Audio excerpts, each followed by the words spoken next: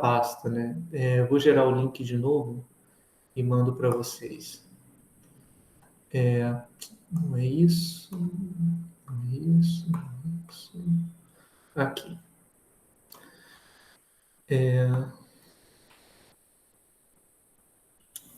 Como é que eu gero o meu link?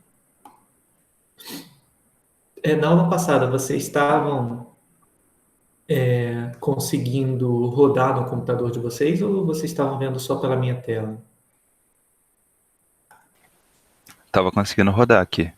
Ah, beleza, ótimo, ótimo. Essa é a ideia, porque aí vocês podem ir fazendo, né, no computador de vocês. E eu sugiro que vocês copiem de fato, vou botar para cá, que vocês copiem de fato para um diretório de vocês no Google Drive, porque aí vocês têm mais liberdade, né, pessoal? Porque enquanto, pelo que eu verifiquei agora nas opções, vocês estão só como leitor. Aí eu prefiro deixar assim, porque se alguém alterar alguma coisa naquele código, se eu permitisse que as pessoas alterassem, talvez fizesse alguma coisa que parasse de funcionar, ia dar um trabalho para descobrir onde é que estava o erro, coisas assim. Eu mandei aqui para vocês agora, então eu recomendo que vocês copiem o conteúdo dessa pasta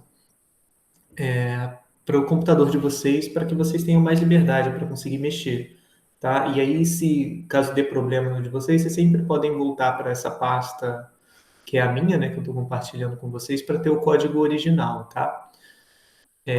E vai ser bom vocês fazerem isso, porque uma coisa que vocês devem ter notado, né, das últimas aulas, é que a gente tem muito espaço para mexer com hiperparâmetros desses modelos, né? Por exemplo, você pode escolher quantas camadas, pode escolher quantas unidades, pode escolher taxa de aprendizado, e vai ser legal se a gente puder, cada um que estiver conseguindo rodar, né, rodasse com as suas próprias especificações, até para a gente comparar, né, e ver o que acontece. Então, na aula de hoje, a gente vai olhar um pouco para isso, a gente vai ver o que acontece quando você mexe na arquitetura. Eu vou retomar também do ponto onde a gente tinha parado e tinha dado mais rápido, né? Para a gente ver com mais calma a parte do treinamento em si, né? E eu quero mostrar para vocês também os resultados que a gente obtém. Eu já até salvei nessa pastinha aqui, chamada Resultados NLP. Então, aqui eu já coloquei os resultados que a gente obteve na estimação do Multilayer Perceptron. Então, o arquivo que eu vou usar hoje é esse tutorial MLP PyTorch LPYNB. Na aula passada, a gente viu esse toy, que era aquele exemplo mais simples, né? E a gente viu esse aqui, esse verbose, que era o que tinha um monte de comentário lá. Eu acho mais fácil a gente pegar esse código aqui, né, esse arquivo tutorial MLP PyTorch e trabalhar em cima dele, porque ele é mais resumido. E aí, se a gente tiver alguma dúvida ou algum ponto que não ficar muito bem esclarecido, eu sempre posso voltar e olhar na versão que tem mais comentários, tá? Então, vou abrir ele aqui para a gente poder trabalhar em cima dele. Com o Colab.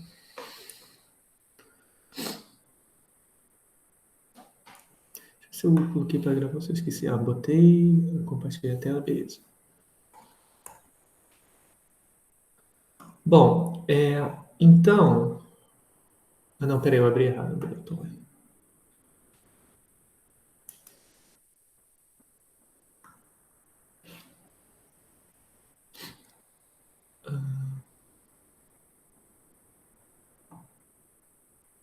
Tá, beleza. Então, vamos lá. Eu vou colocar para rodar essas partes. A primeira coisa eu vou resetar tudo que já está rodado. Aí eu venho aqui no Runtime e Factory Reset. O que ele vai fazer? Tá vendo que aqui ele tem os outputs? É porque eu já rodei isso antes. Então ele ficou gravado aqui os resultados. Eu quero rodar com vocês desde o início, então eu vou resetar. Tá vendo que aqui aparece Connect? Isso quer dizer que ele está se livrando das variáveis que apareceram e vai conectar com os recursos do Google Colab para conseguir rodar. Já estava demorando, então vou clicar lá e já está conectando. Beleza. Então, essa primeira parte é só que faz as importações, né? A gente já passou por isso na aula passada. Essa segunda parte, esse segundo bloco, é o bloco que vai definir a classe network, que eu estou chamando, tá? A gente podia chamar de qualquer coisa, podia chamar talvez de MLP, né? Porque é mais específico. Esse código aqui, ele só faz MLP, tá? A gente viu que ele vai receber os dígitos do MNIST, né? Então, ele recebe a imagem vetorizada em 28 por 28. A primeira camada são 100 unidades latentes. A segunda camada vai receber como input as 100 camadas latentes e vai retornar como output outras 50 unidades latentes. E a terceira camada ela vai ter que retornar 10 unidades latentes. Tá? Eu tenho liberdade para mudar esses números e colocar quantas unidades eu quiser por camada. Tá? As únicas limitações, né, no sentido de obrigatoriedade é essa daqui, que eu tenho que pegar como input a dimensão das imagens, então isso aqui está fixo, e essa daqui que eu tenho que gerar como output, né, uma probabilidade para cada dígito, 0, 1, 2 até 9. E a gente viu que a gente precisa do método forward, né, que foi esse que a gente criou, em que esse método que ele vai fazer ele vai aplicar a transformação afim com o viés, né, ah, no input, aqui T. Esse input T, ele vai ser a matriz com todas as imagens, tá? A matriz de imagens, que seria a matriz X, que a gente vai passar para a rede, tá? Então, aí a rede recebe esse input e aí ela vai aplicando, né? Aplica a transformação linear e depois aplica ReLU. Aplica a transformação linear, aplica ReLU. E assim sucessivamente, tá? Até chegar na última camada. A última camada deveria usar a função softmax, né, de T. Essa função softmax é aquela que retorna um vetor de probabilidades, né? Então, ó, aqui eu poderia ter colocado, né, isso aqui como output, mas eu não coloquei porque, em geral, é mais estável numericamente a gente retornar só a combinação linear que sai daqui. E aí, na função objetivo, a gente coloca aí é que a gente usa a nossa a softmax para poder calcular de forma mais estável. Até porque a gente não vai trabalhar no espaço das probabilidades, a gente vai trabalhar no espaço dos reais, né, direto, sem ser no espaço de vetor de probabilidade. Eu vou mostrar mais lá na frente. Mas isso a gente tinha visto na aula passada. E aí, o que que a gente vai fazer? A gente vai criar a rede. Então, eu estou criando aqui um objeto, net, que é uma instância dessa classe network que eu acabei de criar, tá? Então, ó, quando eu faço isso, ele me retorna o que que tem de input e o que que tem de output, né? Qual é a dimensão? Quais são as dimensões? Então, os inputs 784, que são os 28 ao quadrado, né? Que é o tamanho dos pixels, e aqui a quantidade de pixels, e aqui o número de unidades latentes na primeira camada, na segunda camada e na última, que são 10. Bom, a gente fez a leitura, falou da leitura dos dados, né? A gente usa esse comando aqui para ter acesso aos arquivos que estão dentro da pasta que a gente quer puxar, né? Então, vou lá, no meu caso, eu tenho que fazer o login, copiar esse link para ter acesso. Eu copio e colo. E aí, bom, pronto, né? Aí o Colab vai ter acesso aos meus arquivos que estão lá no Google Drive. O que é interessante disso é que funciona, o Colab, ele roda tudo online, né? E ele usa recursos do Google que ele disponibiliza para a gente. São esses recursos aqui, memória RAM, memória em disco, tá? Não é muita coisa, mas, enfim, né? Pelo menos é um espaço que a gente tem em comum para poder rodar, né? Didaticamente é legal ter esse tipo de recurso, porque é fácil de colocar para rodar enquanto estou falando com vocês. Mas o ideal mesmo é vocês rodarem no computador, tá? Então, eu estou mostrando aqui porque para mim é fácil, eu consigo rodar o código por partes e me ajuda bastante.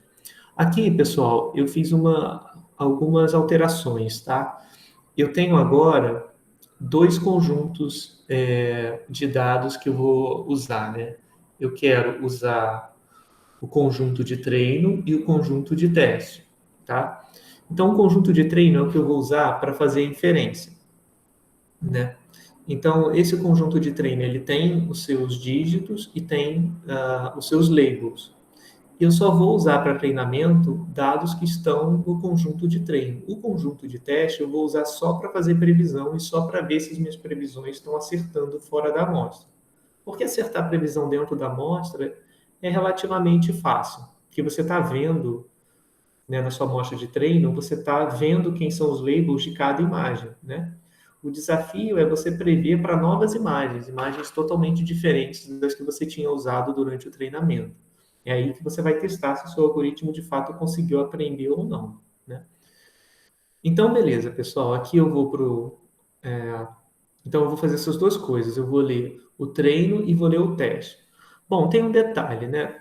Quando eu faço a leitura, eu quero ler esses arquivos, né? O mnisttrain.csv e o mnisttest.csv. Esses arquivos eu puxei lá daquele site que eu deixei na lista 1. Então, ó, vou mostrar para vocês. Ele está aqui, ó. mnisttrain e mnisttest, tá? Então, esses são as duas bases de dados. Uma delas é relativamente grande, né? 100 MB. Sim, não muito, mas quando eu botar para rodar aqui, vocês vão ver que vai levar um tempinho.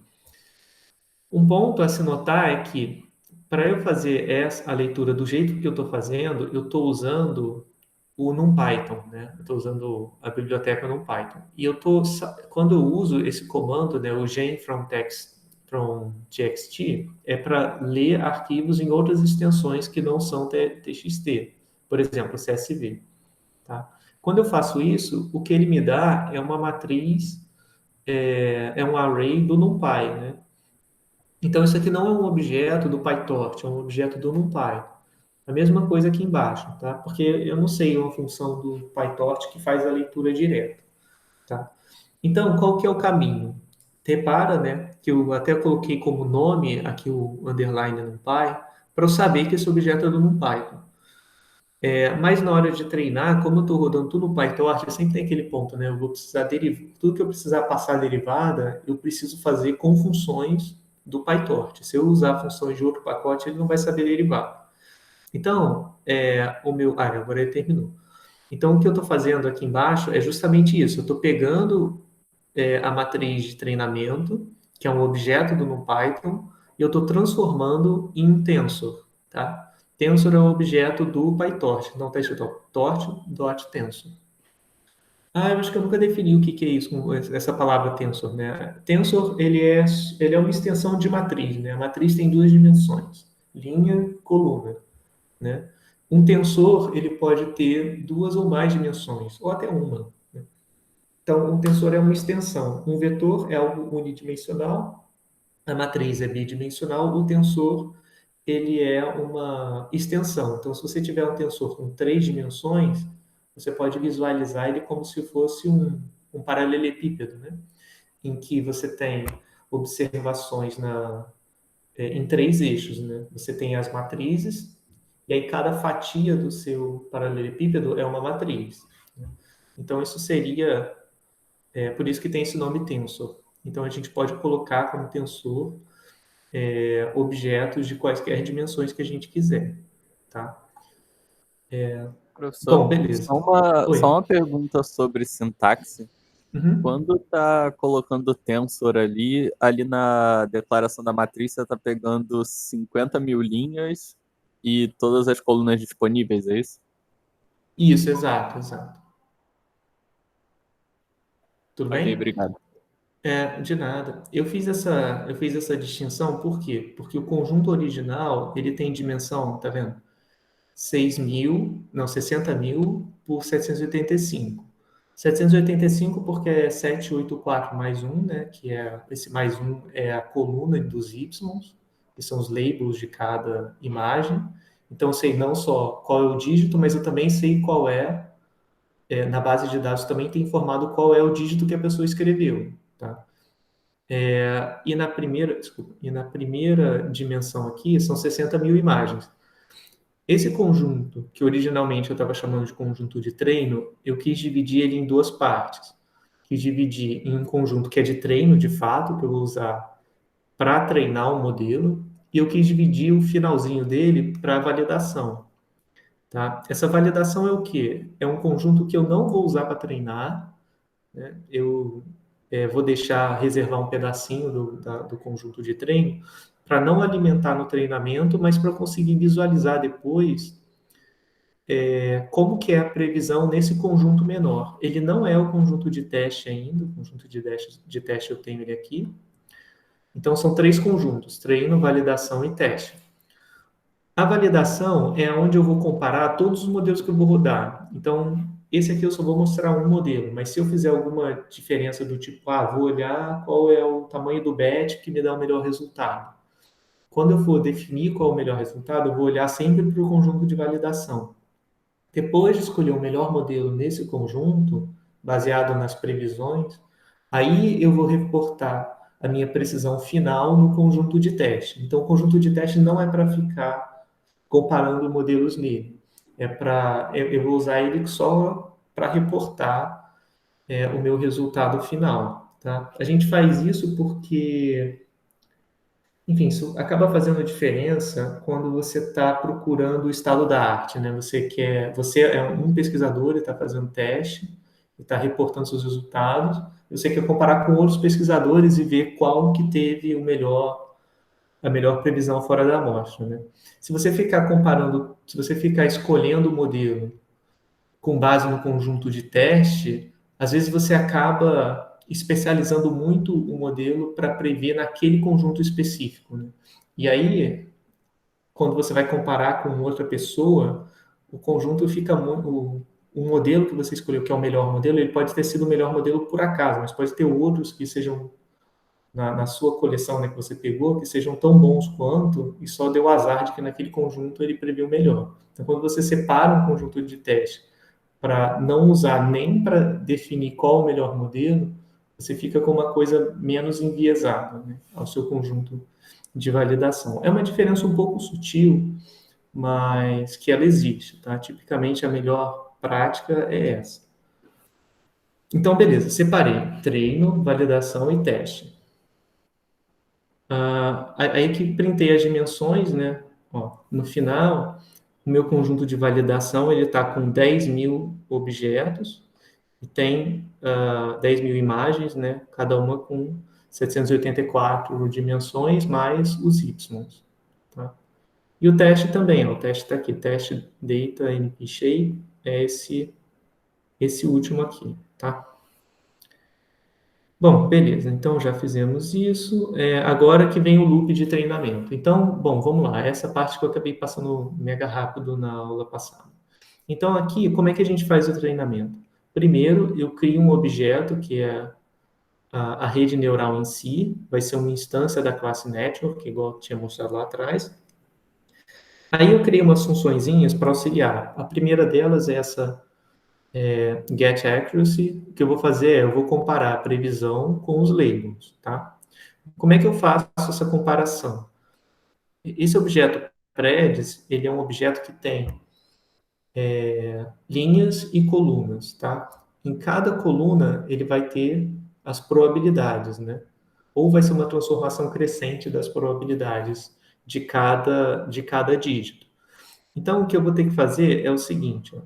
Essa função que ela está fazendo, ela está olhando as previsões, pegando o argumento máximo das previsões, então vai ser uma matriz, né? Deixa eu escrever aqui.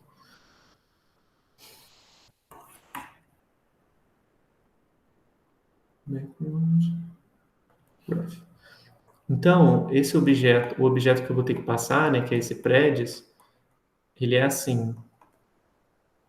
Ele é uma matriz em que cada linha vai ser a probabilidade, o vetor de probabilidades associado a cada um dos dígitos. Tá? Então, aqui vai até o Pn, em que esse n é o tamanho do meu conjunto de dados que eu estiver olhando. Então, para cá, eu tenho a probabilidade de 0, P, de y. Aqui eu vou ter a probabilidade estimada do y ser igual a zero na primeira coluna, até a probabilidade estimada do y i igual a 9 na última coluna, tá? Então, o que eu tenho que fazer? Eu vou ter que dizer, na hora de eu fazer minha previsão pontual, que eu quero, essa função aqui, eu quero que ela compare as previsões com os labels. Eu quero ver quantos acertos ele está fazendo, tá? Então, o que eu vou fazer é o seguinte, eu vou ver qual dessas estimativas foi a maior, e aí, por isso, eu pego argmax, com a dimensão igual a 1. Isso quer dizer o quê? Que eu vou tomar o máximo por coluna, tá? Quer dizer, o máximo na linha. Então, vai ser o máximo por coluna em cada linha. Por isso, DIN igual a 1. Se a dimensão fosse zero, esse DIN aqui pode ser dois valores, ou 0 ou 1. Se for zero, para o Python, zero significa linha. Então, ele tomaria o máximo na linha, que não é o que eu quero. Eu quero tomar o máximo na coluna, restrito àquela linha em si, tá?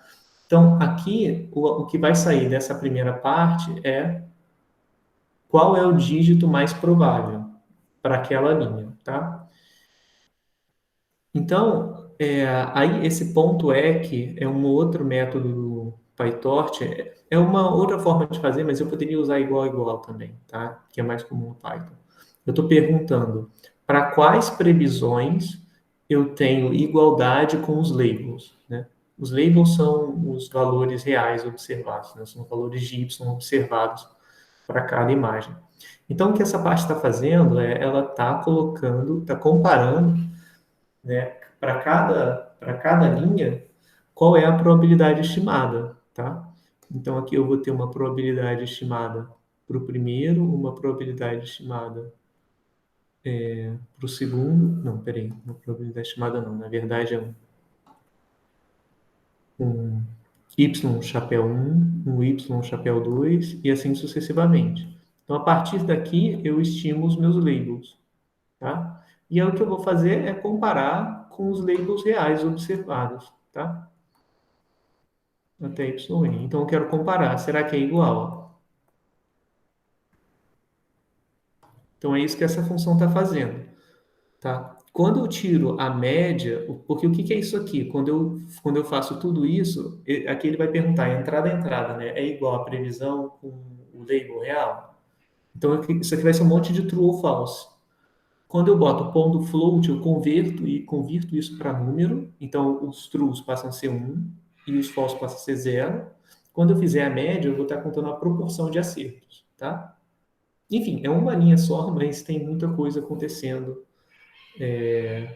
em termos do código, mas basicamente o que eu estou fazendo é estimando a proporção de acertos com essa funçãozinha aqui, tá? Então, eu vou usar isso durante o treinamento só para exibir, para eu conseguir ver qual é a proporção de acertos que eu estou fazendo, tá? Aí aqui comecei a dar nome a algumas variáveis, né? Botei no n, que é o tamanho do conjunto de treino, p, que é a dimensão de cada imagem, tá? O p, que é a dimensão de cada imagem. Ah, deixa eu voltar, porque entrou alguém, só para poder copiar de novo o link para poder acessar. Então, estou acessando lá na minha parte, coloquei aqui no chat. Estou vendo esse arquivo aqui, tutorial mlp pytorch, tá? Deixa eu ver se eu rodei o de cima. Ah, rodei, ó, tá com esse tiquezinho, é porque eu já rodei o de cima. Então, aí aqui o que eu vou fazer, né? Tem um data loader, que é uma coisa do PyTorch, que facilita um pouco na hora de lidar com os batches, né, de dados. Então, como é que funciona? A gente tem esse data loader aqui, né, que é um objeto, né, de algumas das livrarias do PyTorch, né, o PyTorch Utils Data Loader. O que ele faz? Ele recebe o conjunto de treino e ele vai receber, né, um tamanho de batch. Aí ele vai ter registrado, né? Ele vai saber qual é o tamanho do batch, vai saber qual conjunto de treino que você vai usar para treinar, e aí isso vai facilitar na hora de você passar de um batch para o próximo, tá? Porque você não vai precisar fazer aquela parte da programação que vai pegar certinho quais são as linhas que você vai pegar a cada batch. Ele meio que faz isso automático, tá? Sim, não é grandes coisas, mas ajuda na hora de escrever, o código fica um pouquinho mais limpo, tá? Mas daria para fazer sem esse data loader. E o Optimizer, né? O Optimizer é o objeto mais importante, é onde a gente vai escolher o método de otimização e onde a gente vai setar, né? Ah, eu quero que você otimize com respeito aos parâmetros da rede neural. Esse network aqui, ó, é esse objeto que eu criei aqui em cima. É a minha rede neural, que é o objeto lá, a instância dessa classe. Se eu chamasse isso aqui de Mickey Mouse, aqui eu teria que botar Mickey Mouse também, tá? Então, esse aqui é só o objeto que eu criei da rede neural. E a taxa de aprendizado, que a gente falou na aula passada, né? Que é o quanto que eu vou aumentar ou diminuir no tamanho do gradiente antes de dar o meu passo para a iteração seguinte. Quanto menor o valor, menor o tamanho do passo, menor é a direção que eu vou tomar quando for pegar o gradiente, né? Quando for calcular o gradiente, eu vou escalar o gradiente por esse fator, ou seja, eu vou diminuir ele por 100 e depois eu vou fazer o meu passo na direção ótima, né? Bom, aí aqui eu coloquei a divisão, né, no conjunto de validação, porque eu quero ficar testando e ficar exibindo também a acurácia no conjunto de validação. Então, o que eu fiz foi o seguinte: lembra que aquele conjunto de validação tinha a dimensão 785? Porque a primeira coluna era dos y e as demais colunas era para o x. Então, aqui eu selecionei as colunas que vão de 1 até p, e aqui, no caso, 2 até p, né? Mas é porque o Python conta do zero, né? Eu detesto essa contagem do zero, sempre, sempre me enrolo com isso, mas faz parte, né? E a coluna zero é a primeira coluna. Então, eu vou pegar a coluna zero para o y e as demais colunas para x. Bom, aí começa, de fato, né, o loop de treinamento. Então, aqui, esse primeiro loop vai passar pelas epochs. Epoch é o quê? É uma passagem por todo o conjunto de dados, tá? Porque lembra, a gente está pegando batches. Então, aqui no início, eu coloquei o tamanho, devo ter posto aqui em cima. Eu estipulei que ia tomar batches de tamanho 100. Então, o que eu vou fazer? Se eu tenho 50 mil imagens com batches de tamanho 100, eu vou fazer 500 iterações até passar por todo o conjunto de dados, tá? Mas o fato de eu estar pegando esses batches de tamanho 100 quer dizer que quando eu vou ler toda a base de dados, eu já vou fazer 500 passos, só de ler toda a base de dados. Se eu fosse usar o gradiente completo, eu leria todos os dados e andaria uma vez só, faria um passo só. Tá? Seria um passo na melhor direção possível, mas é um passo bem mais lento. Depois eu vou fazer a comparação com vocês. Tá? Então, ok.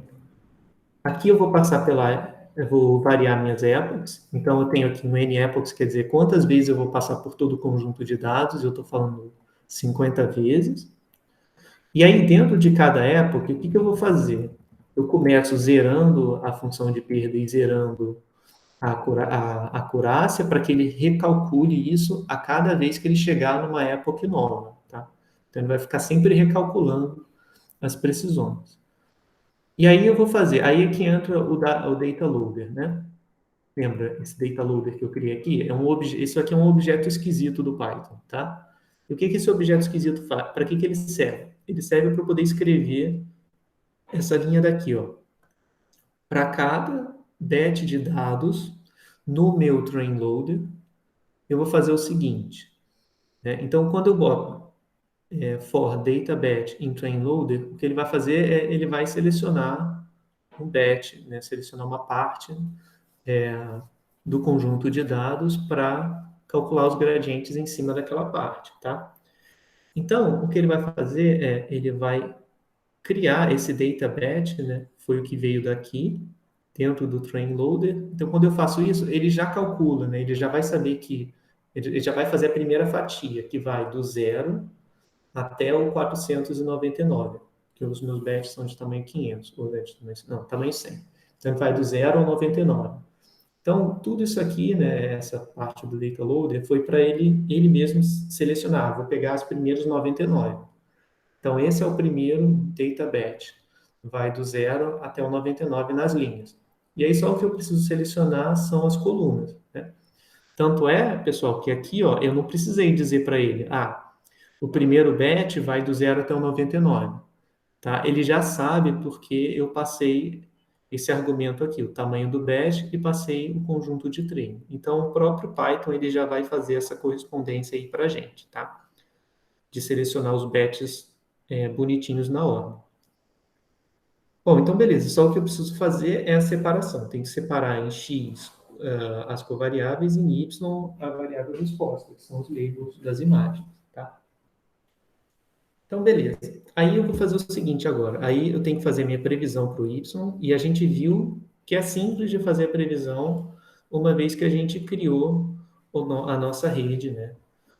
Usando aquela classe que a gente definiu anteriormente. Então, basta eu aplicar a rede como se fosse uma função, né, network, aplicada no dash, né? Eu vou aplicar nas covariáveis. Então, né, isso aqui só explicita o fato de que a rede neural ela é uma função dos inputs. Então, eu vou aplicar essa função. Quando eu aplico essa função, o que ele está fazendo é usando o forward. Ele vai pegar aqui, ó, onde eu defini aqui. Ele vai aplicar essa função forward, né? Ele vai passar pela camada linear, depois relu, depois linear de novo, depois relu e depois output, tá? Então é isso que essa parte aqui vai fazer. Beleza. Quando ele chegar no final, eu já vou ter as minhas previsões, tá? Bom, e aí essas previsões, pessoal, elas não vão ser vetores de probabilidade ainda, tá? Elas vão estar representando aquele x transposto beta zero, né? Então, eu vou estar numa situação que é assim. O meu y hat bet, ele vai ser um objeto em que aqui eu vou ter, na primeira linha, eu vou ter beta zero. É melhor botar x. Eu vou ter assim, ó, x1 transposto beta zero. Isso aqui é um escalar.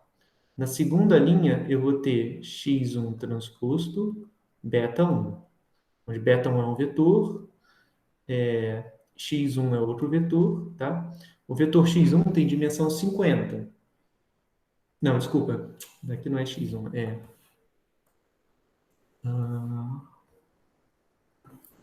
na verdade, isso aqui é o output da rede neural, ou seja, é o H3,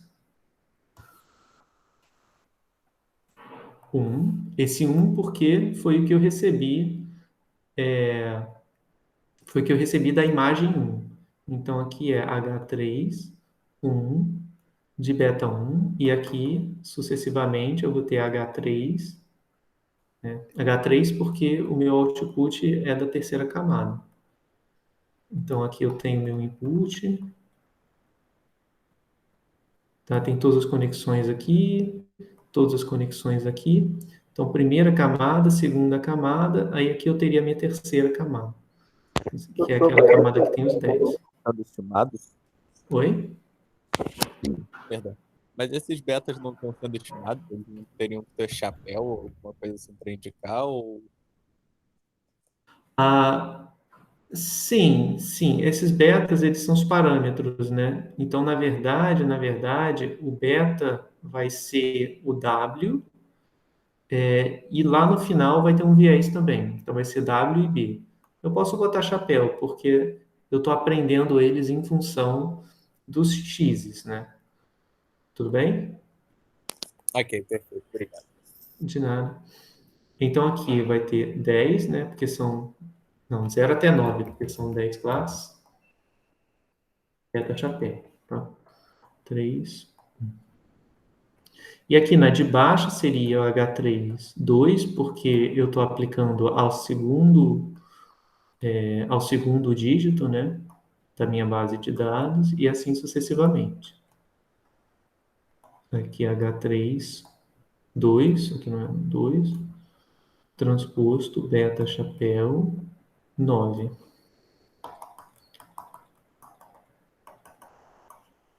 E aqui, bom, aqui é o tamanho do batch, né? Como o meu batch tem tamanho 100, então eu vou pegar 1 até 100.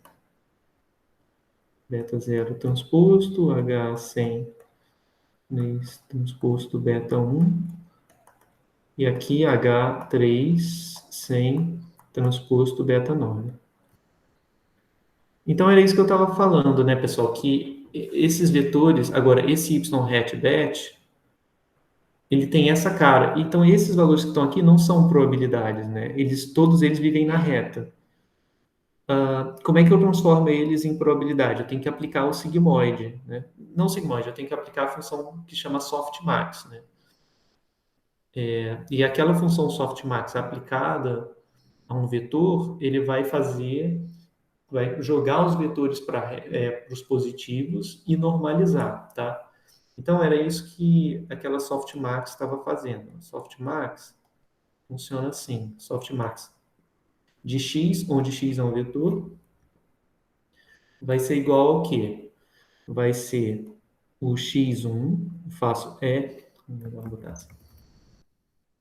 Esse x aqui é um vetor de tamanho d, então é um x1 até xd. E o softmax de x é e elevado a x1, e elevado a x2, e elevado a xd. Então, a primeira parte que o softmax faz é jogar tudo isso na reta. Então, esse cara daqui, ele pertence a RD, né? Então, eventualmente, tem valores negativos aqui, tá? Aí, o que eu vou fazer? Eu vou elevar a E e depois eu ainda vou dividir pela soma de todos eles, né? Pela soma do E, X, L, onde L vai de 1 até D, tá? Então, isso que é o softmax. É você aplicar a exponencial para que todo mundo fique positivo e depois você normaliza dividindo pela soma, tá? Então, é isso que vai fazer com que retorne, na verdade, um vetor de probabilidades, tá? Elevado a x. Então, a gente viu essa função em aulas anteriores. Eu acho que a gente só não viu com esse nome de softmax, mas esse é o nome dentro da literatura do machine learning, tá? Chama softmax essa função. Então, o que está acontecendo? Eu estou prevendo, na hora que eu vou passar o YBet, eu passo esses valores aqui que estão em R. Cada um deles vive em R. Enquanto que o que eu gostaria é que cada valor vivesse no 0, 1. E que somados eles dessem 1, né? Para retornar uma probabilidade, né?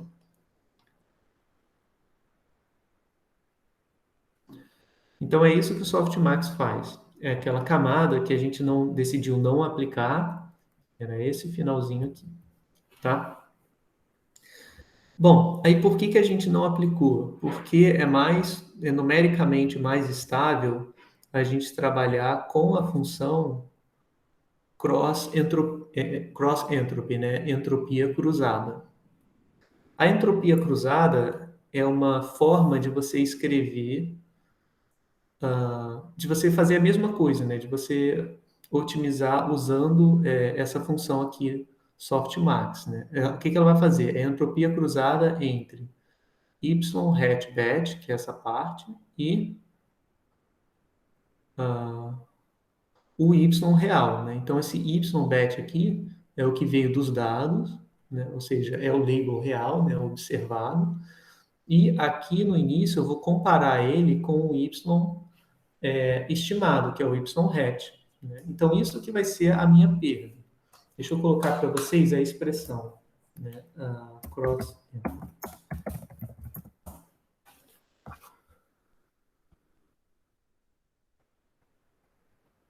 aqui está a expressão da entropia cruzada. Vou copiar aqui para vocês verem que vai dar a mesma coisa. Ó. Então, a entropia cruzada é definida como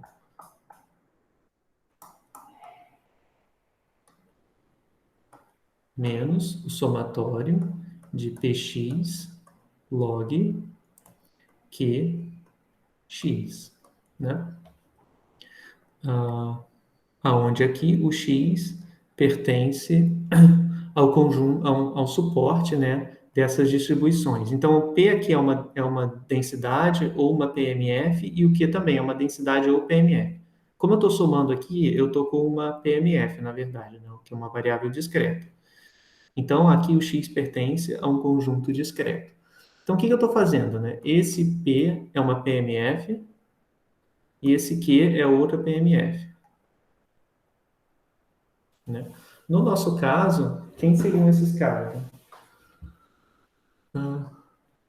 Aqui, no nosso caso, a gente teria em P seria o nosso vetor seria um vetor de zeros e uns, né? 0, 0, blá, blá, blá, 0, onde uma entrada aqui é igual a 1, apenas. Então, e aqui o Q seria esse vetor.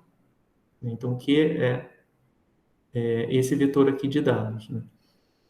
Então, o que vai acontecer? Quando eu for fazer essa soma, eu vou olhar o log, né, relacionado só àquela entrada que eu estou colocando, né, que eu estou fazendo a previsão. Então, vai acabar coincidindo com a verossimilhança, tá? É só uma outra forma de trabalhar essa, com essa, com essa entropia cruzada, mas é a mesma coisa que a função de verossimilhança. É porque, de novo, né, isso não foi criado por estatísticos. Então, a linguagem é totalmente diferente do que a gente está habituado, mas eles expressam as mesmas coisas, tá? Então é isso. O que eu vou fazer? Eu vou usar como função de perda essa entropia cruzada, né? Ou seja, eu vou querer que esse valor aqui seja o mais baixo possível, né? Eu vou querer que a distância entre Q e P seja a mais baixa possível. A P é esse vetor de zeros e uns, e a Q vai ser um vetor de probabilidade, né? Esse log de Q vai ser um vetor de probabilidade. Então, o que eu vou querer é que esse vetor coloque a probabilidade mais alta possível, mais próxima de 1, aonde o vetor P exibe o número 1, e mais próxima de zero nas outras entradas, tá? Então, vai acabar sendo exatamente a função de log verossimilhança, tá? Depois eu explico, eu coloco isso com mais calma. Acho que eu vou escrever mais sobre isso, deixar um slide para a gente olhar e ver a comparação mesmo entre as duas expressões olhando com calma, tá? Mas eu queria focar mais hoje no código em si e nos resultados, para a gente testar os batches rodando e coisas assim, e poder visualizar como é que estão as camadas. Tá? Bom, e aí, pessoal, o que vai acontecer? Eu tenho que zerar, sempre fazer isso, zerar o gradiente, computar os gradientes, que é o loss, esse objeto que eu criei, ponto backward, e fazer o update dos pesos, né? Onde eu vou pegar o optimizer, que é esse objeto que eu criei, esse objeto aqui, eu vou fazer os passos, tá? Então, essa parte é a parte que calcula W igual a W recebe W menos ômega gradiente com respeito a W, tá? Então, ao invés de escrever isso, eu só escrevo optimizer.step, que é que ele reconhece o que tem que fazer por causa dessa função aqui, tort.optim.sgd. Tá? Eu falei quem é o learning rate, falei quem são os parâmetros, ele internamente, nesse comando aqui, ele calculou os gradientes, e nesse aqui ele vai lá pegar os gradientes de cada parâmetro e fazer os updates, tá? Bom, e aí é isso. O resto é só calcular as medidas de interesse para printar na tela. Então, aqui o que eu estou fazendo? Eu estou pegando a perda que eu inicializei como zero, e estou somando a perda dentro de cada bet, né? Porque essa é a perda dentro daquele bet. Então, no primeiro, né, quando eu estou no primeiro bet aqui dentro desse for, eu vou ter uma perda. Aí eu vou pegar essa perda e vou somar com a anterior, que era zero. Quando eu for para o segundo bet, eu vou ter outra perda. Eu vou pegar a perda total, que só tinha um bet lá dentro, e vou somar com a perda do novo bet. Agora, totalizando dois bets já computados. E vou fazendo assim, até chegar no final. Quando eu chegar no final, eu tenho uma perda associada a todo o conjunto de treino, tá? Então, é isso. E aí, quando eu chegar no final, eu sair desse fora aqui, eu vou voltar para a próxima época, e aí eu vou zerar a minha perda total, para recalcular novamente, tá? Então, isso aqui é só para poder ir olhando em tempo real como que a função de perda está variando, né? Para saber se de fato eu estou convergindo ou não. E aqui embaixo, eu faço parecido, porque essa função de perda é essa coisa esquisita, né? A cross entropy ou a ou o negativo da log verossimilhança, tá? Mas é a mesma coisa. E aí o que eu vou fazer é o seguinte: como essa função de perda a gente vai ver que ela não é muito interpretável, assim, um valor numérico, eu gosto de sempre ver a acurácia. E aí para isso que eu criei essa função aqui, o get accuracy. Tá? Essa função que está aqui em cima, o get accuracy. Porque aí essa função eu já sei, entendeu? Eu consigo interpretar e olhar, isso aqui está 95% de acurácia, 92, 99. Então fica mais fácil.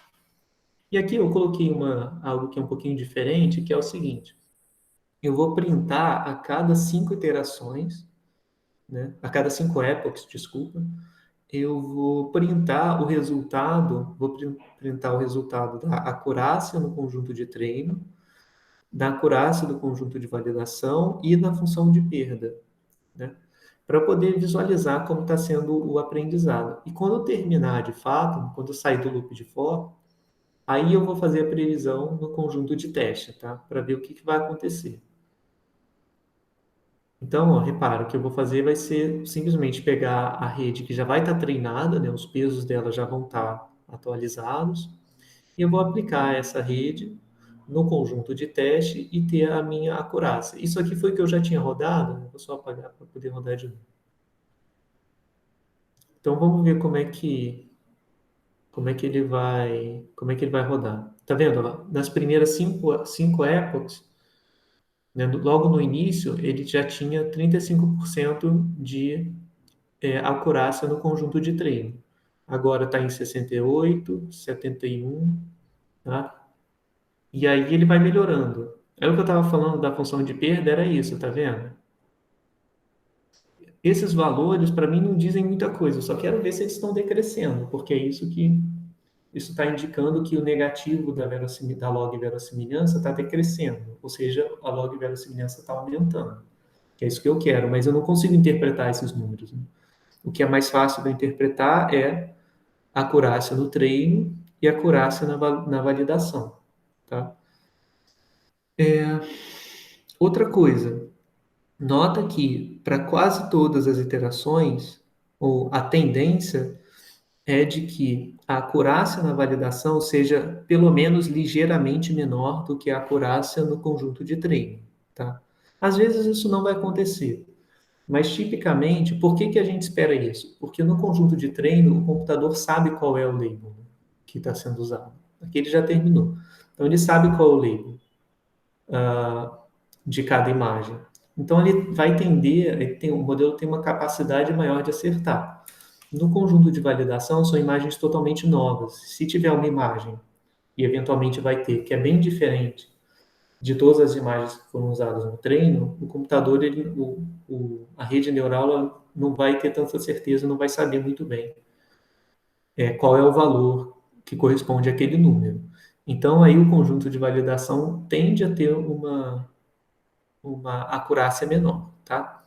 Isso costuma acontecer, aqui isso acabou não acontecendo, né? Acabou acontecendo poucas vezes, né? Por exemplo, aqui no final, a acurácia ficou maior do que no conjunto de treino, mas em outros pontos, né, ela ficou menor. Não ficou parecida, né, uma a outra.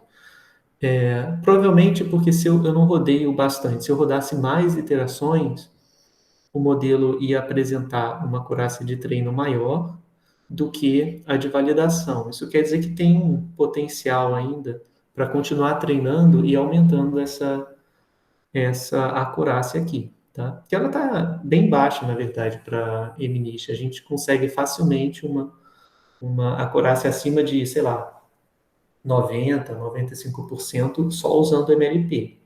E aí é que entra aqueles fatores, né, que eu estava comentando, de aumentar a quantidade de camadas, aumentar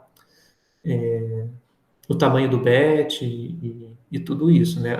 Ou diminuir ou aumentar o learning rate. Então, são testes que a gente pode fazer, né? Aí eu aconselho vocês a, de repente, ir rodando aí no computador de vocês com algumas coisas de diferente, né? Ou vamos começar alterando o tamanho do batch para ver o que que acontece. E eu vou pegar um batch muito pequeno, tipo 10. Eu tinha 100 anteriormente. Vou botar para rodar de novo. Vamos ver o que que vai acontecer. Ele vai rodar mais devagar cada época. Ó, tá vendo? Aqui, ó, a acurácia no conjunto de treino está mais baixa do que o que começou. Tá só a 19. Quando, na verdade, antes ele tinha começado com, acho que já estava no 35, alguma coisa assim. E aqui está demorando mais. Por que está demorando mais? Porque a cada época, ele está, como o tamanho do batch é menor, ele está calculando derivada mais vezes. Não, na verdade, ele calcula a mesma coisa, a mesma quantidade de vezes. Mas o que ele faz é que ele faz mais updates, né? Ele faz mais passos a cada época, porque ele vai fazer um passo toda vez que passar um batch, né? Aqui, olha só, ele nem, parece que ele nem vai convergir, porque diminuiu a acurácia, né? Bom, se bem que diminuiu a função de perda, então tudo bem. Enquanto isso, eu vou voltar só para ver se tem alguma pergunta. Ainda não.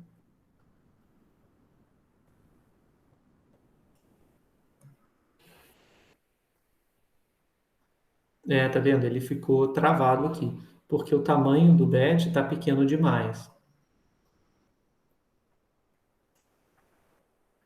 Eu vou esperar só sair mais as próximas 5 epochs, para poder parar. Viu? Ó, ele já não está mais saindo do lugar. O que que aconteceu? Provavelmente a rede ficou travada num ótimo local e não consegue sair de lá, tá? E aí deu esse problema. Lembra? A gente comentou sobre isso, que tinha muitas simetrias e dentro de cada simetria eu ainda posso ter vários ótimos locais. Então, de fato, acontece essas coisas. A gente pode botar para rodar um modelo e ele não conseguir prever, não conseguir aprender. Foi o que aconteceu nesse caso. Aí eu tenho alternativas, né? Eu sempre posso mexer no tamanho do batch, eu posso tentar, né, de repente, talvez o learning rate esteja alto demais e não esteja convergindo. Deixa eu tentar diminuir para ver se melhora. Então, tudo é assim, pessoal, na tentativa e no erro, não tem muito para onde fugir. A gente vai aprender algumas formas de tornar isso um pouco mais robusto, né? Como formas de inicialização, dropout, regularização, mas a gente sempre tem que fazer tentativa e erro. Olha só o que aconteceu agora. Viu que a primeira acurácia de treino já ficou bem alta? Peraí, deixa eu ver se eu estou fazendo negócio de... Ah, tô, porque eu estou inicializando diferente a cada vez, então tá tudo certo. Aí agora já melhorou, tá vendo? O que eu fiz foi diminuir o tamanho do learning rate. Então, eu deixei o batch size como sendo o mesmo, 10, e só mexi aqui na taxa de aprendizado. Tornei a taxa menor, então, que provavelmente o que estava acontecendo, e eu digo provavelmente porque eu não consigo ver, né, em tantas dimensões, mas o que estava acontecendo é que o learning rate estava tão alto que ele não conseguia aprender, ele dava saltos muito grandes de uma iteração até a outra. Então, aqui, olha só o que já aconteceu, já melhorou bastante, né? Eu consegui uma acurácia de 97%, tá? Só diminuir o tamanho do batch e diminuir também a taxa de aprendizado, tá? Alguém testou aí com alguma configuração diferente e viu alguma coisa de interessante que queira compartilhar aqui com a gente? É legal a gente fazer esses testes, né? Porque, enfim, eu sendo uma pessoa só, eu consigo ver poucos casos, mas dependendo do que vocês fizerem, a gente consegue ver outras configurações.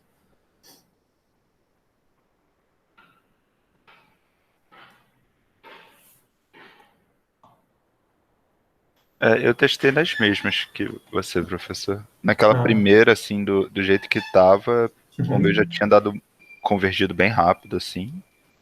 Tinha dado uma acurácia de 90 e pouco bem rápido, mas já também na segunda vez que eu testei naquele mesmo padrão, uhum. demorou um tempão, né? Ele começou com 0,1. Ah, sim, sim. Pois é, porque aqui ele inicializa tudo aleatoriamente, né? Todos os pesos. E a forma de aleatorização faz muita diferença, a gente vai ver isso. Então, às vezes você roda, se você,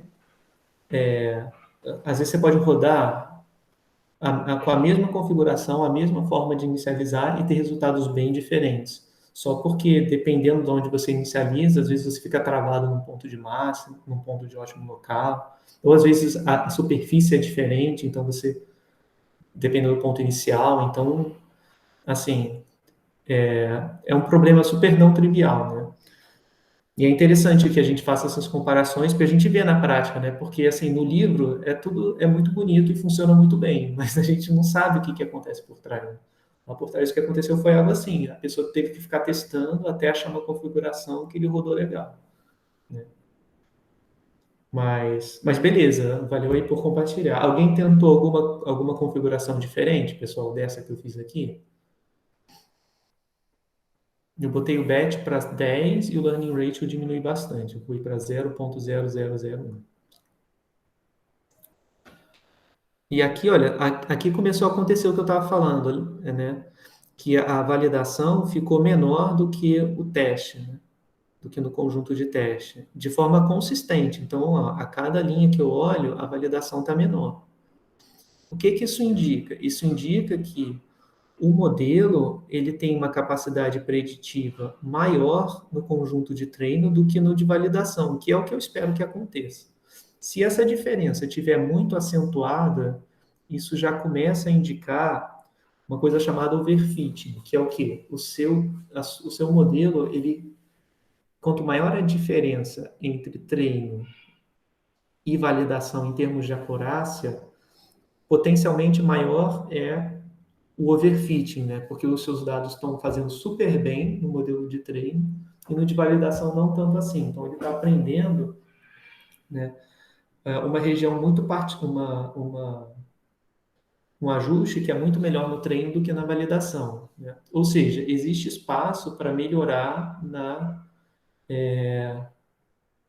capacidade de, eu esqueci agora a palavra, de generalização, né? Que é o que a gente chama, de estender o que você aprendeu no treino para novas imagens que você nunca viu antes, tá?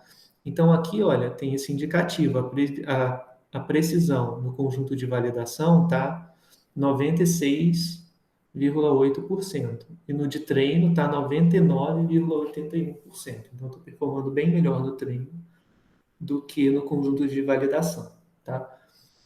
Isso é um indicativo de quê, pessoal? De que talvez, se eu mexer na arquitetura do modelo, né, tornar a arquitetura, digamos, não sei, talvez mais simples, ou colocar menos camadas, ou um pouco menos de unidades por camada, eu consiga generalizar de forma melhor, tá? Mas tudo bem, tá ótimo, né? A gente está acertando aí com mais de 95% para números que a gente nunca viu, tá bom? Depois a gente faz mais alguns testes. Eu queria mostrar para vocês os resultados em si, tá? Ô, professor, Oi, pode falar. só uma dúvida. Uhum. Em que momento, qual que tem que ser o tamanho da diferença entre a acurácia do treino e a acurácia de validação para eu começar a me preocupar com o overfitting? Essa é uma boa pergunta. Não tem uma resposta cravada para isso. É claro que tem extremos, né? Tem casos em que você. Bom, a validação mínimo que ela vai poder ser é de 10% nesse caso, porque são 10 dígitos, né? Então, eu já vi casos de treinar a rede neural e olhar para a validação, em que a validação está quase igual a 1. Desculpa, o treino está quase igual a 1 e a validação está em 11%. O que aconteceu foi que eu botei uma rede tão complexa e com com tantos neurônios que ele aprendeu a prever, ele não aprendeu a generalizar, ele simplesmente aprendeu a reproduzir o que está na base. E quando você vai fazer a validação, ela fica horrorosa, fica horrível. Então, nesse caso, é um caso mais óbvio, né? Aqui, idealmente, o que eu quero é verificar um treino que esteja bem próximo, uma validação, uma acurácia de treino que esteja bem próxima da de validação. Nesse caso, não é muito preocupante, ele só me indica que tem um espaço aí em que eu posso melhorar, tá? Em que eu consigo,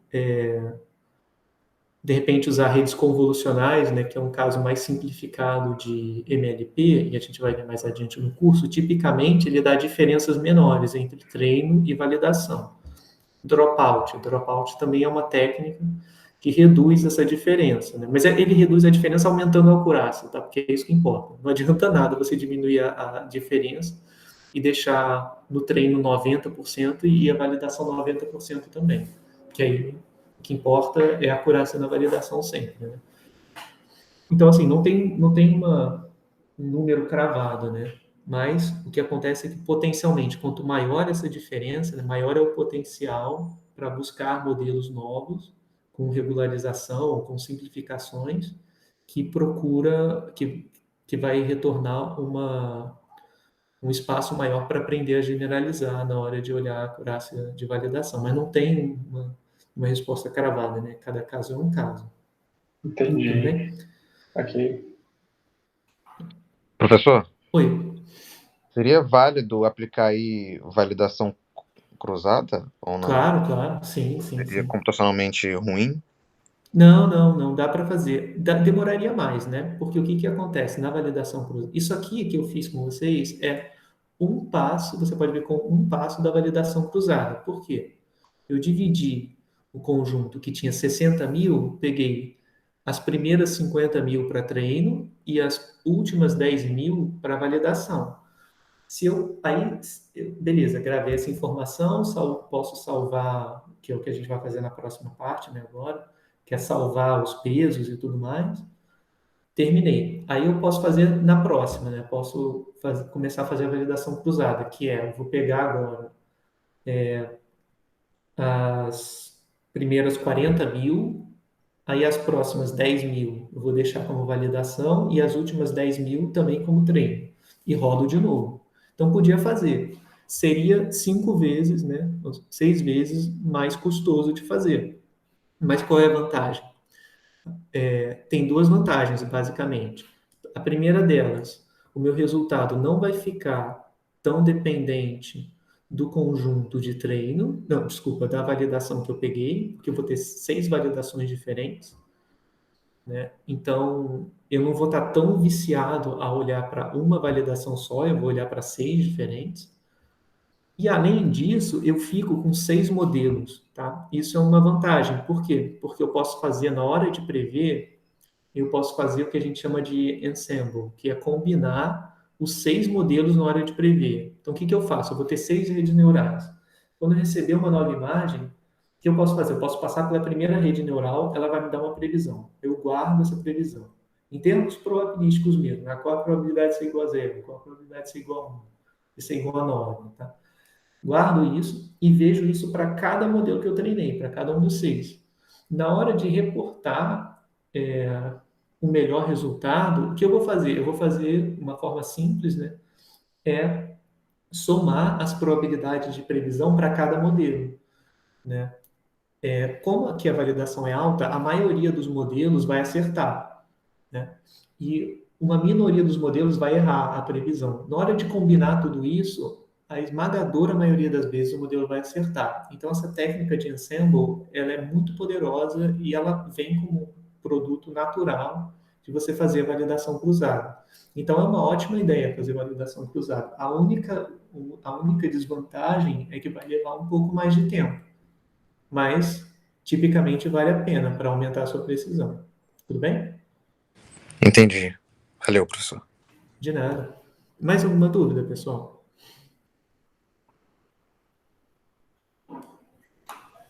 Além desses resultados, a gente poderia printar também essa acurácia do teste aí, né, que você fez no final. Ah, sim, é verdade. Vamos fazer isso. Print.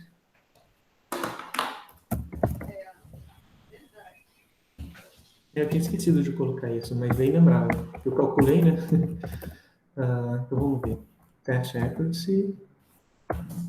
Já não deve ser tão diferente quanto a da validação, mas quando a gente for fazer validação cruzada, aí é que a gente vai ver, né? Que aí vai fazer diferença. Na hora que a gente for prever no de teste, a gente já vai poder prever com o ensemble. Mas vamos lá. Eu quero prever a acurácia de teste. Então vou botar aqui só o textinho.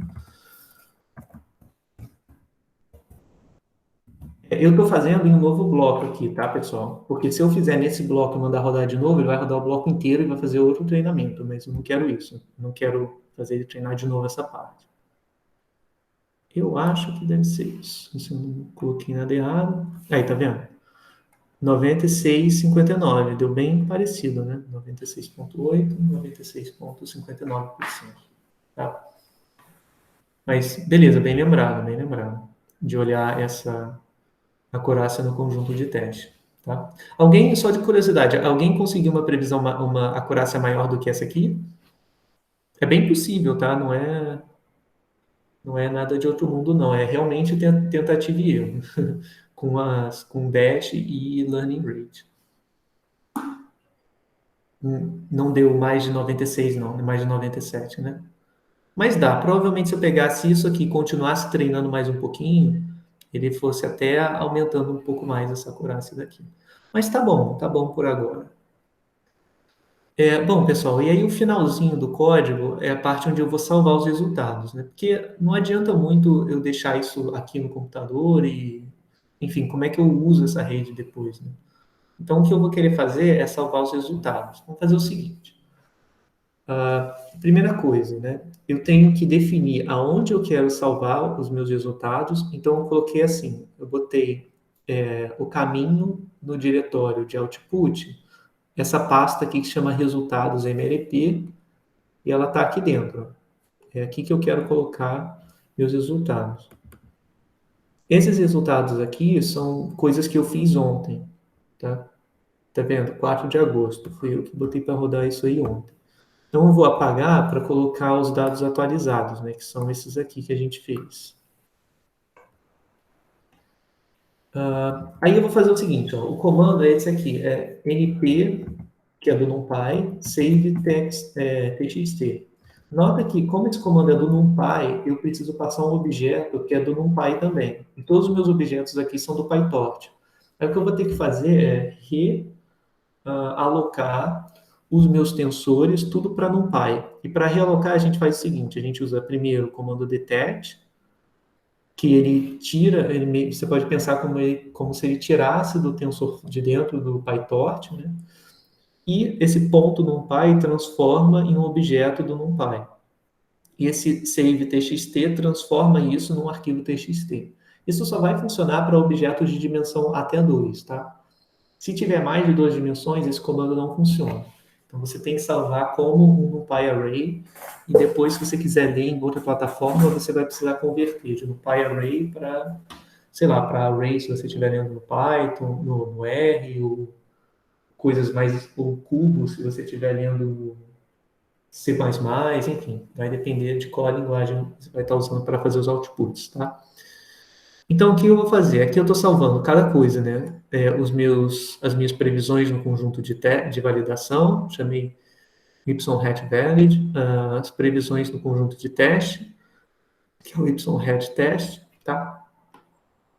E também consigo salvar, isso aqui que é bem legal, é salvar os pesos da rede neural, né? Então, lembra lá, eu tenho meu objeto que chama network, e aí e eu consigo acessar cada camada. Então, ó, a primeira camada é essa FC1. Essa camada FC1, isso aqui é até interessante, tá vendo? Ele está falando que essa camada está aplicando aquela transformação linear, y igual a x, que multiplica a transposto mais b. Então, aqui pego os pesos, né? Desconecto eles do PyTorch e transformo no objeto do NumPy. Então, ó, os pesos é o que contém a matriz de pesos mesmo. E o bias é o que vai conter a matriz dos viés ou dos interceptos. Tá?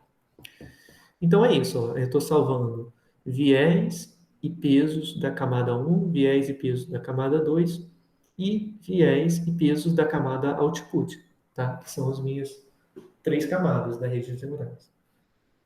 Bom, e aí beleza, tá?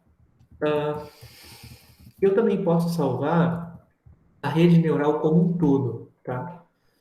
Eu vou botar aqui para rodar, porque ele já vai fazendo, já vai salvando, né? Eu coloquei uns prints no meio do caminho, então ele printa aqui que está salvando, e depois quando termina, ele já printa aqui arquivos salvos, tá? Aí, pessoal, eu vou fazer o seguinte, eu não sei como, eu nunca consegui fazer isso, e não descobri a tempo, né? Então, eu vou deixar aí como pergunta, se alguém sabe como fazer isso. O que eu quis fazer além disso, eu quero salvar o objeto rede neural, né? Vê que aqui, ó, eu tenho meu objeto network, que é aquele elemento da classe. Mas esse objeto é um objeto esquisitíssimo, ele não é uma matriz, ele não é um vetor, ele é uma instância de uma classe do Python. Então, na hora de salvar esse treco, ele não consigo converter para TXT, eu nem sei como que salva. Então, eu tentei por aqui, né, usando esse DIL, que é eu acho que é uma versão mais recente do Pickle, que era um outro pacote, que servia para salvar objetos esquisitos do Python, né? Mas está com problema, porque eu até consigo salvar, e ele fica até aqui, ó, vou mostrar. Ele fica até aqui, tá vendo? Esse mlp.pkl é a minha rede neural como objeto da classe. Porque aí depois, se eu ler esse objeto no arquivo do Python, eu consigo acessar a minha rede neural e fazer contas com ela, assim, tipo, de forma muito fácil, né? Eu consigo acessar quais são os pesos. Então, é um objeto do Python que contém toda a informação que eu quero da rede neural. O problema é na hora de fazer a leitura. Eu não consigo fazer a leitura por alguma razão. Procurei aqui algumas... Ah, ué, mas ontem eu fiquei perdendo um tempão e não consegui fazer a leitura. Por que agora foi? Eu acho que agora foi porque eu estou na mesma sessão. Se eu reiniciar a sessão, não vai funcionar. Então, assim, a minha questão e aí de repente alguém de vocês sabe mais de Python do que eu para poder me dar alguma orientação nesse sentido. Se eu vier aqui e resetar toda a imagem, né, tudo que está salvo, eu não consigo mais. Se eu der import aqui, não vai funcionar. Eu não consigo mais importar. Isso meio que, tipo, acaba com a utilidade de salvar a rede neural como objeto se eu não conseguir ler ela de novo numa nova sessão de trabalho. Então, eu não sei por que está acontecendo isso. Se alguém tiver se alguém conseguir fazer com que isso aqui rode, ou, sei lá, descubra qual é o erro, enfim, por favor, me avisa, tá? Se souber, eu dou até um ponto isso na primeira lista, se alguém conseguir descobrir como é que faz para salvar isso. Eu gastei muito tempo, não consegui descobrir. E é genuíno, assim, tipo, é uma coisa que não deve ser fácil. Ou então é fácil, eu só não tô sabendo. Então, se alguém souber, por favor, me manda e-mail. E aí Se eu alguém boto descobrir e na quiser me lista. falar também, porque eu já passei por esse mesmo problema. Eu não sei, cara, eu não sei o que é isso. Nunca consegui fazer isso, nunca consegui. E eu procuro, assim, Stack Overflow, essas coisas, e, sei lá, parece um problema que tem que fazer muito workaround, e eu não entendo os workaround para conseguir Eu fazer passei por isso funcionar. com o TensorFlow, fazendo um módulo de rede neural também. E Ah, a solução que eu, entre aspas, encontrei foi salvar só as camadas. E sim, depois reconstruir a rede neural. pois é. Mas isso é uma coisa meio, né? Para mim devia ser muito fácil fazer isso, devia ser tranquilo de você salvar o objeto inteiro, porque O dá que maior era trabalho de fazer ele salva, né? construir de novo, né? O Keras salva, então algum jeito tem, né? A gente vê É, como é que o Keras faz. sim, pois é, pois é. Pelo menos assim, no PyTorch eu não consegui descobrir, no TensorFlow também, eu faço igual você, eu tenho que ler as camadas para depois fazer a previsão, ou só salvo a previsão e nunca mais eu rerodo na rede, né? Que é bem ruim, na verdade, mas porque se eu receber novas informações, eu não consigo mais fazer previsão. Assim, até consigo, você tem como reconstruir a rede. Mas se for uma rede muito complicada, dá trabalho de reconstruir, né? Por exemplo, se for uma ResNet da vida, uma rede que é muito longa, É difícil de fazer tudo o housekeeping aí para conseguir recuperar, né? Mas eu não sei, pessoal. Se alguém descobrir, me manda, a gente compartilha lá no grupo e eu dou ponto extra para quem conseguir fazer isso. Até hoje eu nunca descobri como faz. Bom, pessoal, mas é isso. Aí agora, esses comandos, eles salvaram todas as informações que eu achava relevante, né? Cada um dos pesos e também as previsões. Aí eu vou fazer o seguinte, eu vou salvar isso aqui, vou fazer download, salvar no meu computador para mostrar para vocês os resultados, tá? Eu faço isso porque eu não tenho tanta familiaridade com Python quanto eu tenho com R. Eu aprendi a fazer gráfico no R mesmo. E leva um tempo, né? Porque, assim, para você plotar gráfico, cada detalhe, cada linguagem tem seus próprios detalhes, né? Ah, ele fez. Ah, tá. Ele vai pedir para salvar. Então, eu vou botar aqui resultados MP. Não, peraí. Pronto.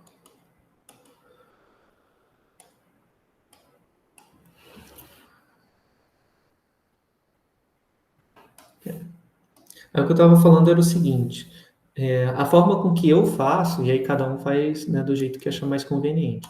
A forma com que eu faço onde é que estão os comandos? Foi isso que eu baixei agora, né? 0805, isso é hoje. Então vou botar aqui dentro. Vou renomear isso porque isso é com os resultados que eu rodei ontem, mas hoje eu estou com as previsões ficaram melhores, então vou usar as de hoje, tá? MLP hoje. Então vou fazer o extract aqui. Deixa eu renomear. Beleza. Essas câmeras aqui. Aí o que eu estava falando com vocês, pessoal, é o seguinte: eu aprendi a fazer gráfico no R primeiro. E é muita particularidade, assim, tipo, para você fazer aparecer múltiplas janelas, é um comando. Para você tirar a margem ou aumentar a margem superior, aumentar, diminuir a margem inferior. Cada comando desse cada coisa dessa é um comando diferente. Então, para mim é muito ruim ter que reaprender isso em outras linguagens. Então, eu sempre jogo os meus resultados para o R e trabalho assim, né? E uso o R para visualizar as coisas, porque eu não quero gastar mais o tempo necessário para aprender tudo de novo, mas só no Python, né? Então, eu uso outras linguagens para rodar e para ver resultado eu uso aonde eu já aprendi. Então, se vocês aprenderam em outra linguagem, não tem problema, tá? Aqui eu acho que eu não vou precisar mais visualizar as pastas, eu só vou voltar para ver se está tudo aqui. Tá tudo aqui. YHead test, YHead value, beleza, tá tudo aqui. Então vamos lá, vamos dar uma olhada nesses resultados. Eu já abri o meu R aqui. Eu não sei se eu deixei esse comando aqui com vocês. Vou fazer o seguinte. Vou ver se eu consigo colocar ele no grupo, aqui no Classroom.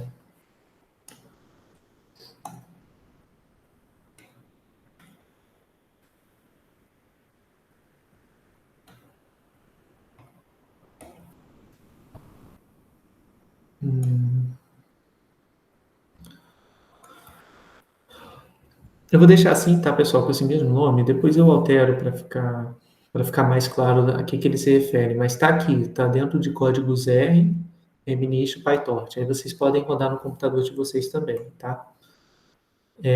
Não vai adiantar muito, porque vai ter que mudar esses caminhos, tá? Então, eu vou passar relativamente rápido, porque eu acho que essa parte dos pormenores, como é que você acessa uma pasta dentro do computador, eu acho que isso aí vocês conseguem acompanhar pelo que está escrito no código e adaptar para o caso de vocês. Mas eu quero gastar um pouco mais de tempo nas visualizações em si, tá? Então, a primeira coisa eu vou ler o meu conjunto de teste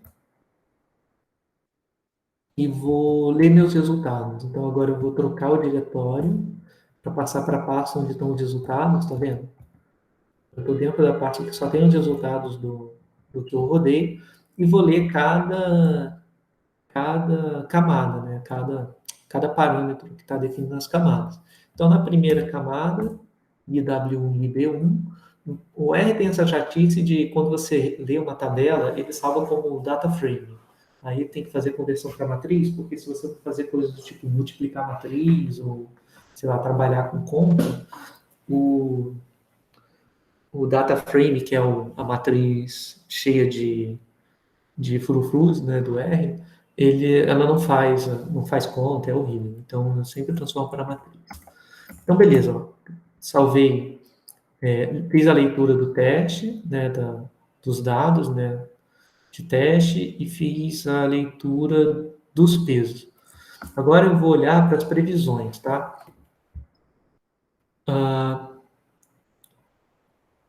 Então, aqui eu fiz tudo de uma vez, tá? Eu li as minhas previsões no conjunto de teste, e aí eu já fiz aquela aplicação da função que olha o máximo, tá? Então, deixa eu botar aqui para poder ilustrar para vocês. Isso era o que eu estava escrevendo lá naquele outro arquivo. Vou botar aqui um head de x. Para poder mostrar para vocês. Esse comando head, ele mostra as primeiras linhas da tabela. Vou puxar de novo para poder mostrar tudo. Bom, beleza. Ele mostra as primeiras linhas, tá vendo? Então, isso era aquilo que eu estava falando. O y-hat test, ó, ele tem uns valores negativos, então ele não está no espaço das probabilidades ainda, né? Isso aqui tudo está em R10. E aí, se eu aplicar a função softmax, que era essa função aqui, né, que joga para os positivos e depois normaliza, aí eu vou ter as minhas probabilidades, os meus p-hats, tá? As minhas estimativas para a probabilidade de cada classe. Mas como a função softmax é uma função crescente, né, no sentido de ela preserva as relações de ordem, né? Se eu quiser simplesmente uma estimativa pontual de saber qual é a classe pontualmente que eu vou prever como sendo a daquele número, basta eu ver qual entrada está com maior valor. Aqui, por exemplo, a entrada de maior valor é essa, 16. Então, quando eu for fazer o softmax, ela é que vai dar a entrada mais alta, né? Ela que vai dar o vetor, a entrada do vetor de probabilidade que é mais alta. Então, eu posso simplesmente comparar o máximo direto nesse espaço, não preciso transformar para o espaço das probabilidades, tá? Então, é isso que eu vou fazer. Aqui no y-hat test, eu vou criar um vetor com as minhas previsões e um vetor, bom, com as previsões no teste e um vetor com as previsões na validação. Aí, pessoal, eu tenho essa funçãozinha aqui que, enfim, é meio perda de tempo, mas o que ela faz é ela ordena, ela só serve para reordenar uma matriz de forma que eu consiga plotar na direção certa quando eu vou plotar no R, tá? Para formar a imagem. Então, essa função, rotate clockwise, ela vai prevenir um efeito que tem no R na hora que você usa a função imagem para plotar uma imagem na tela, que ela fica espelhada, né? Aí, para não espelhar, eu tenho que usar essa função aqui. Então, bom, aí o que eu vou fazer? Eu vou ilustrar aqui para vocês as imagens dos conjuntos, as imagens dos dígitos no conjunto de teste. Eu não vou pegar todas, eu vou pegar só as 100 primeiras. E aqui, esse mfrow quer dizer que eu estou dividindo a tela em 2 linhas e 5 colunas de gráfico. E aqui eu estou plotando, ó. Tá vendo? A minha matriz é o x teste para cada observação. Eu também estou mostrando quem é o verdadeiro label e quem é a previsão. Então, estou comparando aqui. Eu preciso só fazer um ajuste, porque no Python, ele começa a contar do zero, então, na hora de fazer a previsão, o zero, na verdade, é 1, então tem que fazer esses testes. Esse mais 1, menos 1 é para fazer isso. Tá? Então, vou botar aqui para vocês, para a gente conseguir visualizar. Não, peraí, acho que é melhor fazer assim. Ah, beleza. Então, olha só, pessoal, aqui eu plotei as primeiras 100 imagens do conjunto de teste. Lembrando, esse conjunto de teste a gente não usou para treinar o modelo, a gente só usou para fazer previsão. E olha como o modelo performa bem. A gente já esperava isso porque já tinha visto o resultado no conjunto de teste, né, que deu 96% ou 95% de acurácia. Então, a gente espera errar 5 vezes, mais ou menos, né, a cada 100 imagens. E olha só como a previsão está batendo, né? Vez ou outra, ela não bate. Por exemplo, aqui a previsão para o 5, na verdade, esse número era 5, eu previ 6. Mas esse é um 5 bem esquisito, né? Então, é até meio que razoável ele ter predito um 6, né? Talvez pareça essa parte aqui, aquela bolinha do 6. Então, assim, tem os números bem bizarros no início. Mas mesmo assim as previsões estão razoáveis, né? Aqui não tem mais nenhum erro. Aqui também não tem nenhum erro. Aqui também não tem erro. Aqui também não. Aqui também não tem. Aqui tem, né? Esse aqui era um 9 e ele previu um 5. Esse aqui está mais claro que deveria ser um 9. Mas a gente também tem que olhar, né, casos meio bizarros em que o modelo adivinhou qual era o número. Então, por exemplo, esse aqui é um 4 bem esquisito. Mas ainda assim ele acertou que é um 4. Eu olhando aqui também poderia prever que era um 4, mas talvez um 9 também seria um valor razoável para o modelo prever, né? Enfim, não tem como, né? Ele nunca vai acertar 100%, né? Eu até desconfiaria se tivesse uma taxa de acerto de 100%. Mas está fazendo um bom trabalho, né? Olha só, até esse 3 aqui que alguém escreveu parece um Z, ele conseguiu acertar, né? Então, pessoal, eu acho que um ponto que é interessante é a gente notar por que, né? Por que esse tipo de coisa acontece, né? Da onde que vem isso? Isso vem do fato do modelo de rede neural ser um modelo muito flexível. A gente viu que ele tem como caso particular o modelo de regressão logística, a gente viu que o que ele faz, ele passa por um hiperplano, um conjunto de dados original, que aqui nesse caso tem dimensão 784, né? E passa por um hiperplano e é isso. Esse hiperplano ele vai usar para fazer a divisão. Aqui no caso seria um 10, né? Porque você vai ter que dividir em 10 dígitos, né? Então, enfim, a interpretação fica um pouco diferente. Mas o que acontecia lá é que eu passava por um hiperplano no conjunto, no espaço original dos números, no espaço original dos inputs. Aqui não, aqui eu estou fazendo uma série de... Eu estou pegando uma série de hiperplanos e combinando para formar regiões diferentes no espaço. Então, o modelo fica muito mais flexível. E é por isso que ele consegue acertar com uma previsão, com uma probabilidade tão alta, né? Os valores. E a gente vai ver como generalizar isso e tornar a previsão ainda mais acurada, né? Quando a gente estudar os modelos de redes neurais, que são de redes neurais por convolução, que são específicos para lidar com imagens, tá? Enfim, eu poderia plotar aqui o resto, né? Era só botar 10.000, mas eu não vou fazer porque vai ficar muito pesado, tá? Mas aí depois vocês podem fazer no computador de vocês e irem brincando com essas coisas, tá? E ver se você tiver diferentes configurações de peso, de tamanho de back, coisas assim, o que muda, né, nos seus outputs. Aí eu queria mostrar esse outro ponto também, que eu achei que é bem legal, é a gente poder visualizar os pesos, né, das redes neurais. Então, vamos lá. Eu vou fazer o seguinte, deixa eu mostrar nos slides, porque eu acho que vai ficar mais claro. Não, peraí, não era isso? Deixa eu ver se eu consigo pegar os documentos recentes.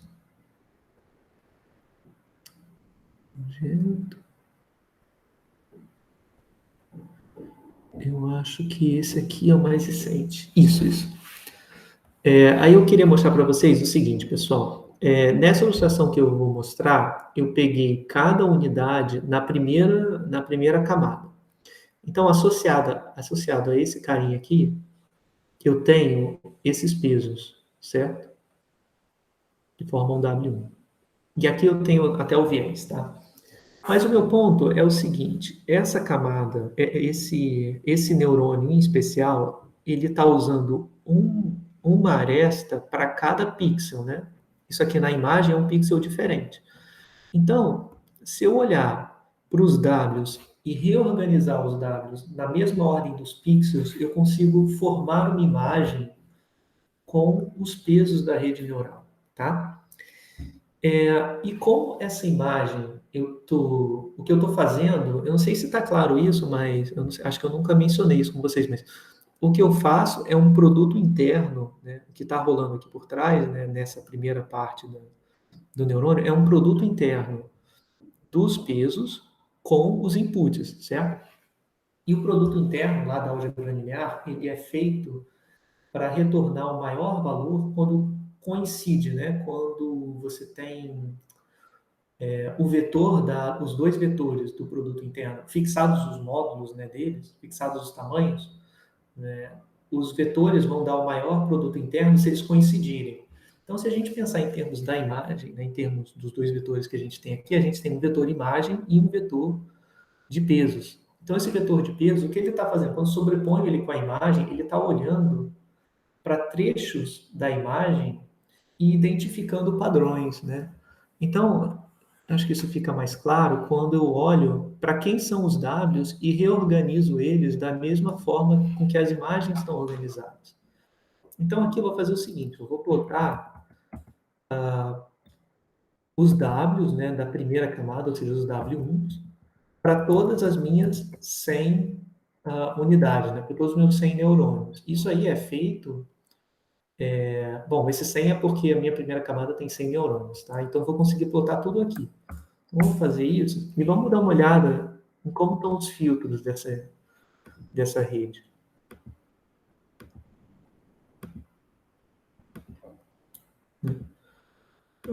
Aqui, olha, não ficou muito claro. Eu acho que talvez isso ficaria se eu tivesse uma camada só. Eu achei que fosse ficar uma ilustração mais legal. Deixa eu ver se eu consigo dando um zoom, se melhora alguma coisa. Não dá para ver muito bem. Na outra vez que eu tinha rodado, dava para ver uns padrões um pouquinho mais claros. Mas o que acontece é o seguinte, cada imagem dessa, então essa imagem é referente a esse neurônio aqui, né? A esse neurônio, aos pesos, né? Então aqui eu estou olhando para cada W, né? Como é que esses pesos estão distribuídos. E aí cada unidade vai olhar para um ponto específico, né? Então, por exemplo, essa unidade 6, ela está olhando mais para essa região. Essa aqui está olhando mais, difícil de ver, para um pouco aqui. Enfim, ele está combinando. Eu acho que vai ficar mais claro quando a gente rodar com dropout, porque aí provavelmente o que está acontecendo é que ele está aprendendo a combinar as imagens. Então, o filtro aqui ele não fica tão claro. O anterior que eu tinha, dava para ver com mais clareza algum dos pesos, mas aqui eu acho que não dá para ver.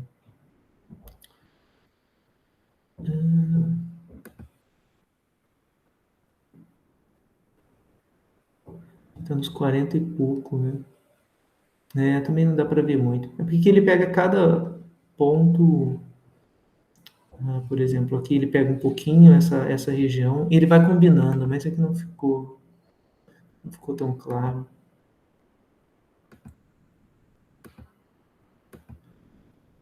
Deixa eu puxar o do antigo. Acho que se eu puxar o do meu antigo, ele vai funcionar. Ele vai funcionar melhor. Eu reli do que eu rodei ontem, né?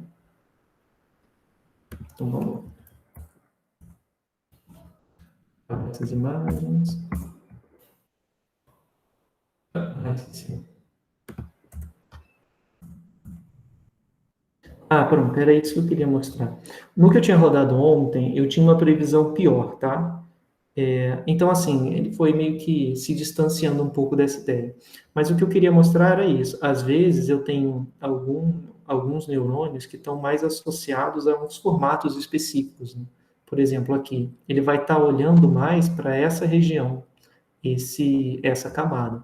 É a camada 90 e alguma coisa, 99. Então, eu esperaria que essa camada, não, desculpa, o neurônio, esperaria que esse neurônio olhasse mais para padrões assim, né? Talvez ele estivesse ativado quando fosse um número 1 ou algum número que tivesse valores aqui observados no meio, né? No meio da imagem. Tem alguns que são mais claros, por exemplo, esse aqui, ó, lembra um pouco mais um 3, né? Essa parte aqui, ela estaria pegando um pouco essa região aqui mais de cima, essa daqui pega um pouquinho aqui de cima, um pouquinho aqui de baixo. É um pouco difícil de ver, mas o meu ponto é o seguinte, é que essas camadas, elas estão, pelo menos a primeira camada, ela está olhando direto para a imagem e pegando padrões dentro daquela imagem. Aqui tem um pouco, né,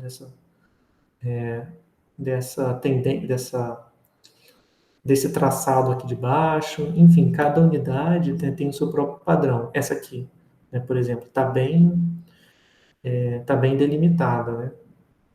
Mas depois a gente pode fazer mais alguns testes. Enfim, eu só estava olhando aqui para como é que esses pesos se parecem, né? Bom, e era isso. Para o W2, aí as coisas já não fazem mais tanto sentido, né? Ele fica com uns padrões estranhos. Eu nem consigo ver, né, na mesma dimensão mais, porque o que ela vai olhar é em 100%, então nem vai formar a imagem. Mas, enfim, era isso. E de resto, era mais umas coisas que eu estava experimentando, mas também não deu muitos padrões, né? Por exemplo, aqui... isso aqui não vai dar certo, porque eu misturei. Vou reler outra vez, para pegar os novos Ws, ao invés de pegar os Ws que eu rodei ontem. Vamos ver se aqui eu vejo um padrão melhor. Eu estou só reconstruindo e vendo os Hs, né, o que sai de cada neurônio. E aqui eu plotei para a gente ver a correlação, né, de cada W, né, a correlação, desculpa, de cada camada com os dígitos, né? Ele ainda está rodando porque leva um tempo para computar. Mas vamos ver se ele faz um gráfico.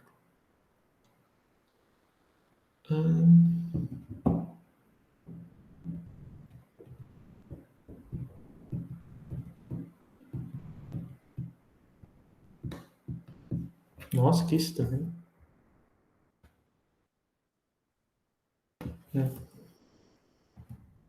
Ver onde é que ele se enrolou.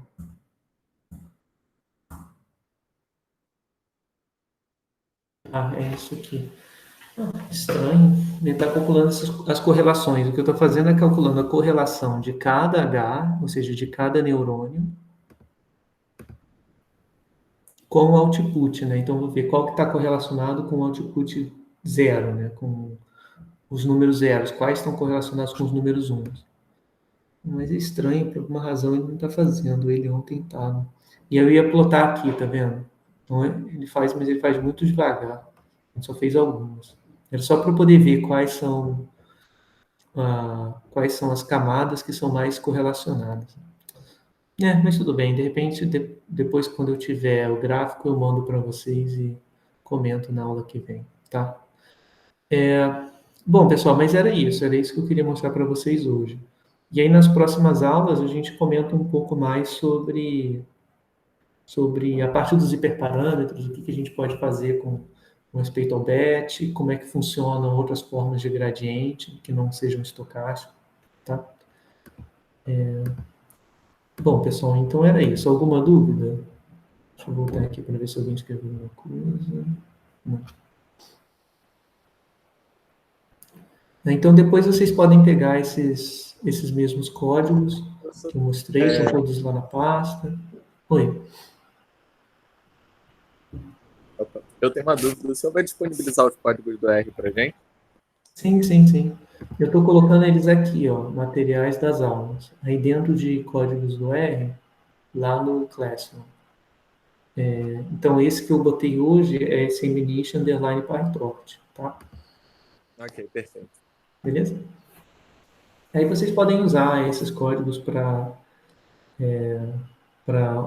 verificar o que acontece, né, vocês mesmos rodando esses modelos, ou então para pegar algum comando que vocês queiram usar para fazer gráfico, ou qualquer coisa assim, né, para as listas também, então pode ficar à vontade para pegar. Mas eu estou colocando aqui, dentro do Classroom, na aba atividades e materiais das aulas. Tá bem? Bom, pessoal, então é isso. A gente está acabando aqui há 5 minutos antes. Eu vou pausar.